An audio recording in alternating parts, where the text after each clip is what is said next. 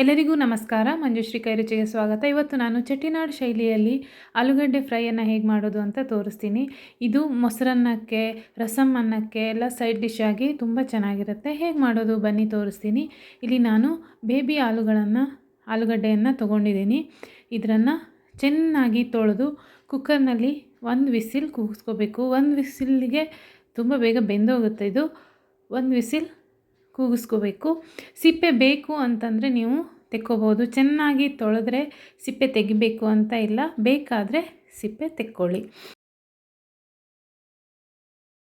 ಈಗ ಸ್ವಲ್ಪ ಎಣ್ಣೆಯನ್ನು ಬಿಸಿ ಮಾಡಬೇಕು.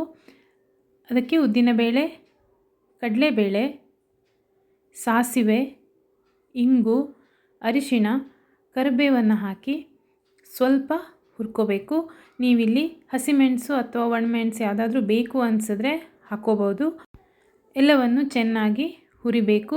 ಉದ್ದಿನಬೇಳೆ ಮತ್ತು ಕಡಲೆಬೇಳೆ ಸ್ವಲ್ಪ ಹೊಂಬಣ್ಣಕ್ಕೆ ಬರಬೇಕು. ಅಷ್ಟಾದಾಗ ಸಣ್ಣದಾಗಿ ಹೆಚ್ಚಿರುವಂತಹ ಈರುಳ್ಳಿಯನ್ನು ಸೇರಿಸಿ ಈರುಳ್ಳಿ ಚೆನ್ನಾಗಿ ಬೇಯಬೇಕು, ಅಷ್ಟು ಹುರ್ಕೋಬೇಕು. ಅಂದರೆ ಈರುಳ್ಳಿ ಸ್ವಲ್ಪ ಹೊಂಬಣ್ಣಕ್ಕೆ ಬರುವ ಹಾಗೆ ಹುರ್ಕೋಬೇಕು.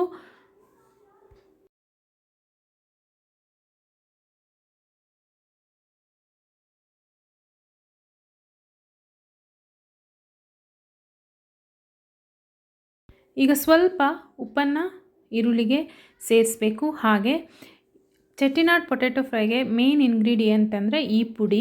ಉದ್ದಿನಬೇಳೆ, ಕಾಳುಮೆಣಸು ಮತ್ತು ಬ್ಯಾಡಗಿ ಅಥವಾ ಗುಂಟೂರು ಮೆಣಸನ್ನು ಸ್ವಲ್ಪ ಹುರಿದು ಪೌಡರ್ನ ಮಾಡ್ಕೋಬೇಕು. ಇದೇ ಪೌಡರು ಈ ಫ್ರೈಗೆ ಟೇಸ್ಟನ್ನು ಕೊಡೋದು. ಮೇನ್ ಟೇಸ್ಟ್ ಇದೇ ಕೊಡುತ್ತೆ. ನಾನಿಲ್ಲಿ ಬ್ಯಾಡಗಿ ಮೆಣಸನ್ನು ಮಾತ್ರ ತೊಗೊಂಡಿದ್ದೀನಿ. ನಿಮಗೆ ಖಾರ ಜಾಸ್ತಿ ಬೇಕು ಅನ್ಸಂದರೆ ಗುಂಟೂರನ್ನು ಸೇರಿಸ್ಕೋಬೋದು. ಎಲ್ಲವನ್ನು ಚೆನ್ನಾಗಿ ಹುರಿದ ಮೇಲೆ ಈಗ ಬೇಯಿಸಿಟ್ಟಂತಹ ಬೇಬಿ ಆಲೂಗಡ್ಡೆಗಳನ್ನು ಸೇರಿಸಬೇಕು. ನಾನು ಸ್ವಲ್ಪ ಸಿಪ್ಪೆ ತೆಗೆದಿದ್ದೀನಿ, ಸ್ವಲ್ಪ ಸಿಪ್ಪೆ ತೆಗೆದಿಲ್ಲ. ನಾನು ಮೊದಲೇ ಹೇಳಿದ ಹಾಗೆ ನಿಮಗದು ಆಪ್ಷನ್ನು, ನೀವು ಬೇಕು ಅನಿಸಿದ್ರೆ ತೆಕ್ಕೊಳ್ಳಿ, ಇಲ್ಲ ಅಂತಂದರೆ ಇಲ್ಲ.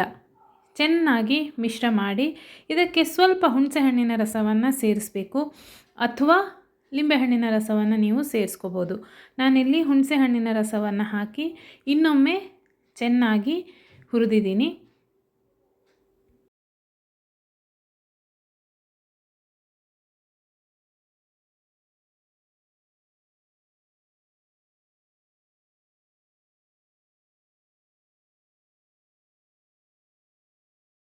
ರುಚಿಯಾದಂತಹ potato fry, Chettinad potato fry ready ಆಗುತ್ತೆ. ಇದು ರೈಸ್, ರಸಮ್ ಅದರ ಜೊತೆಗೆ ತುಂಬ ಚೆನ್ನಾಗಿರುತ್ತೆ. ಮೊಸರನ್ನದ ಜೊತೆಗೆ ತುಂಬ ಚೆನ್ನಾಗಿರುತ್ತೆ. ಹಾಗೆ ಕೂಡ ಸ್ಟಾರ್ಟರ್ ಆಗಿ ಇದನ್ನು ತಿನ್ಬೋದು.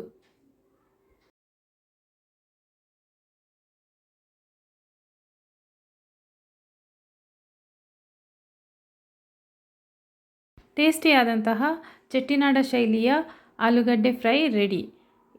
ನೀವು ಮಾಡ್ಕೊಳ್ಳಿ, ನನಗೆ ಫೀಡ್ಬ್ಯಾಕನ್ನು ಹೇಳಿ. ನಿಮಗೆ ವಿಡಿಯೋ ಇಷ್ಟ ಆಗಿದ್ದರೆ ಲೈಕ್ ಮತ್ತು ಕಮೆಂಟ್ ಮಾಡಿ, ಹಾಗೆ ಹೆಚ್ಚು ಶೇರ್ ಮಾಡಿ. Thank you.